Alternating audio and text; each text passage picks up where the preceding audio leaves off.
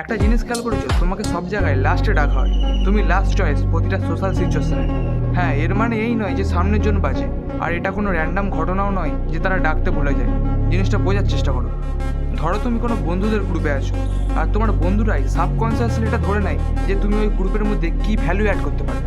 মানে তুমি ওই গ্রুপের মধ্যে এমন কি অ্যাড করতে পারবে যেটাতে তোমার বন্ধুরা মজা পায়। এটা তারা গুরুত্ব দিয়ে ভাববে না, এটা তারা অবচেতনভাবেই ধরে নেয়। শুধু জ্ঞান দিলে হবে না, কার প্রেজেন্স কতটা ভালো, কার ইমোশনাল এনার্জি কতটা ভালো, এই জিনিসগুলোর উপর গুরুত্ব দিতে হবে। কোনো গ্রুপ কনভারসেশনে প্রথম বলা কয়েকটা শব্দ, কয়েকটা কথা খুবই ইম্পর্টেন্ট। এটাই তোমার প্রেজেন্স নির্ধারণ করে। তো প্রথমে এমন কিছু বলো না যে লোকে তোমাকে হালকাতে নিতে শুরু করে।